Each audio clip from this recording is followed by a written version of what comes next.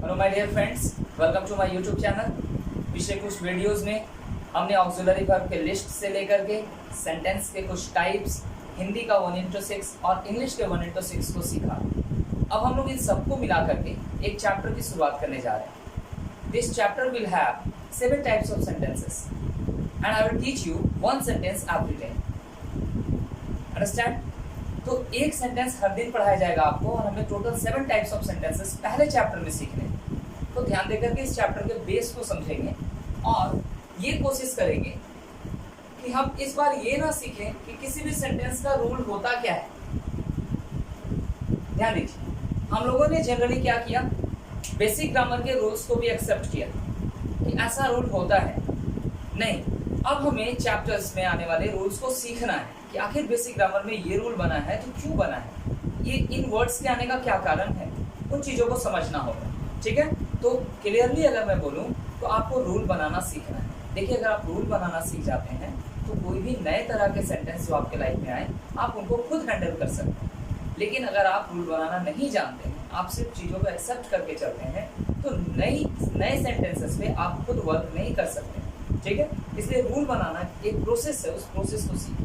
The first chapter we are going to study, this is possession. पहला chapter हमारा possession है। ध्यान दें, इस पोसेशन का मीनिंग क्या है। पोसेशन का मीनिंग हम लोग जानते हैं, अधिकार। पोसेशन का मीनिंग क्या हुआ? अधिकार।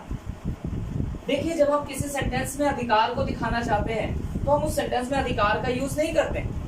हम एक ऐसे शब्द का यूज करते हैं जो अपने आप में अधिकार को शो करता है। जैसे मैं अगर आपके पास एक शब्द लिखूं, वो शब्द है पास। कौन सा वर्ड बाबू? पास।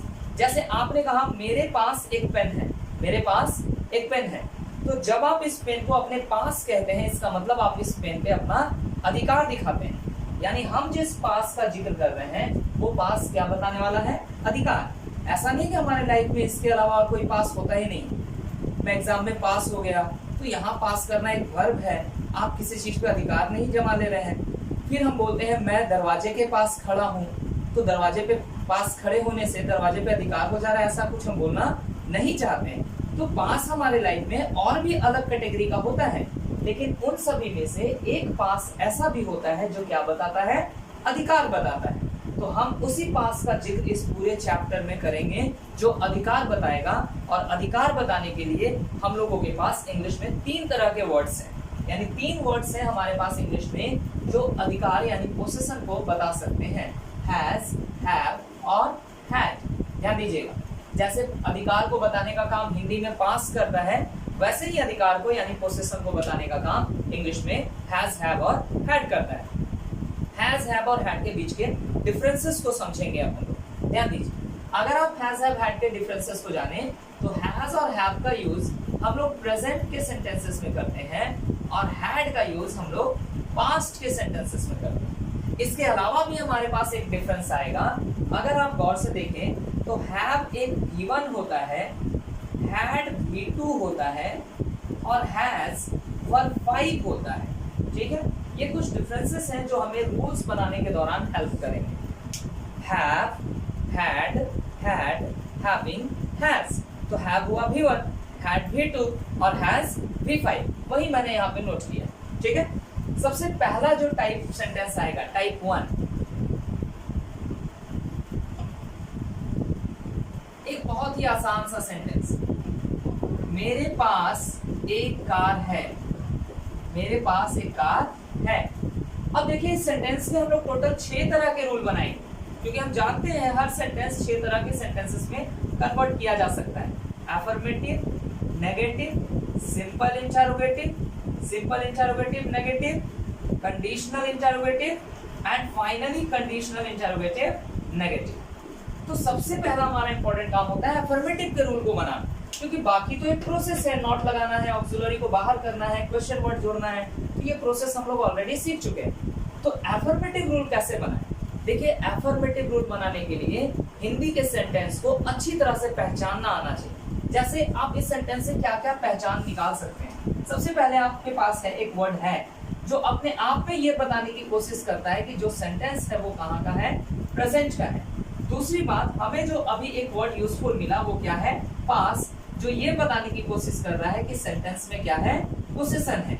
यानी हमें दो चीजों का ख्याल रखना है, जो भी रूल हम बनाएंगे उसमें दो चीजों का ख्याल रखना है कि हमें पोसेशन भी बताना है और प्रेजेंट भी बताना है। पोसेशन भी बताना है और प्रेजेंट भी बताना है। अगर हम बात करें प्रेजेंट बताने वाले शब्दों की, तो प्रेजेंट बताने के लिए is, am, are, has, have, do, does, V1, V5 ये सभी चीजें प्रेजेंट बता सकती हैं, लेकिन इनमें से सब कोई पोसेशन नहीं बता सकता है। तो हम कौन से एंगल से जाएंगे बाबू? पोसेशन के एंगल से। पोसेशन बताने का काम केवल कौन कर सकता है? हैज, हैव और हैड। बोलिए एक बार, हैज, हैव और हैड, ये पोसेशन बता सकता है। तो क्यों ना इन्हीं में से जो प्रेजेंट बताता है उसको लाया जाए। यानी पोसेशन बताने के लिए तीनों तैयार है, लेकिन हमें यहाँ सिर्फ और सिर्फ प्रेजेंट में रहना है। इस वजह से हमारे पास कौन आ सकता है? हैज और हैव। तो हम इस सेंटेंस में हैज का भी यूज करेंगे और हैव का भी यूज करेंगे। अब हमारे पास सब्जेक्ट है और ऑब्जेक्ट है। जब आप नेगेटिव बनाना चाहते हैं, तो आपने क्या सीखा कि ऑक्सिलरी वर्ब के बाद नॉट लगाइए। ऑक्सिलरी वर्ब के बाद नॉट लगाइए, तो हैज और हैव ऑक्सिलरी वर्ब है, इसके बाद नॉट लगा लिया हमने। अब क्वेश्चन वाले सेंटेंस में आपने क्या सीखा कि ऑक्सिलरी वर्ब को सब्जेक्ट से पहले करना है, तो हम लोग वही प्रोसेस अपनाएंगे। हैज और हैव को सब्जेक्ट से पहले करेंगे और फाइनली ऑब्जेक्ट देके क्वेश्चन मार्क देंगे। यहाँ पे सिंपल इंटरोगेटिव नेगेटिव है। क्या कहा था मैंने कि जब कोई सेंटेंस क्वेश्चन होगा, सेंटेंस क्वेश्चन कब होगा? जब आप ऑक्सिलरी वर्ब को सब्जेक्ट से पहले रखेंगे तो सेंटेंस क्वेश्चन होगा। और जब आप सेंटेंस को क्वेश्चन बनाते हैं और उसमें नॉट लगाना चाहते हैं, तो अभी हम लोग नॉट को कहाँ प्लेस करेंगे? सब्जेक्ट के बाद में एक समय ऐसा आएगा जहां हम आपको दूसरा पोजीशन भी बताएंगे। तो अभी क्वेश्चन वाले सेंटेंस में नॉट का यूज केवल सब्जेक्ट के बाद कीजिए, क्योंकि एक सिंपल तरीके से अभी हमें शुरुआत करनी है। ठीक, कंडीशनल वाले सेंटेंसेस में सबसे पहले हम किसी ना किसी क्वेश्चन वर्ड या WH वर्ड का यूज करते हैं। सेंटेंस के दौरान देखेंगे कि यहाँ वाई लगाना है, व्हेन लगाना है, व्हाट लगाना है, क्या यूज करना है वो सेंटेंस पे डिपेंड करेगा। अब क्वेश्चन वर्ड के बाद अगर गौर करो तो ये भी तो इंटरोगेटिव ही ना हुआ, तो इंटरोगेटिव के कारण ऑक्सिलरी यहाँ भी सब्जेक्ट से पहले ही होगा। हैज और have subject object plus question mark. और इसमें नेगेटिव के लिए नॉट चाहिए, तो फिर से सेंटेंस क्वेश्चन है तो नॉट लगाएंगे सब्जेक्ट के बाद, हैज और हैव, फिर सब्जेक्ट प्लस नॉट और ऑब्जेक्ट प्लस क्वेश्चन मार्क। तो अगर किन्हीं को 1 into 6 ये कैसे किया जा रहा है समझ में नहीं आ रहा है, तो आप पिछले कुछ वीडियोस को देख ले, आपको ये प्रोसेस आसानी से सीखने को मिल जाएगा। ठीक है, अब देखिए इस सेंटेंस को हम लोग ट्रांसलेट करते हैं। हमारा जो सेंटेंस है वो क्या है डियर? मेरे पास एक कार है। हम लोग सब्जेक्ट के रूप में आई का यूज किए। बहुत से लोग सब्जेक्ट के रूप में माई का यूज करना चाहते हैं मेरे देख करके। पर्टिकुलर फिक्स मत कीजिए कि मेरे का इंग्लिश माई होता है। अगर मैं बोलूं मेरे फ्रेंड्स, तब मैं माई फ्रेंड्स बोलूंगा, वहां एक नाउन की आवश्यकता होती है। लेकिन यहाँ पे जो मेरे हैं ये सब्जेक्ट का काम कर रहा है, और इस वजह से हम लोग आई के अकॉर्डिंग उसका सब्जेक्ट क्या लेते हैं? आई।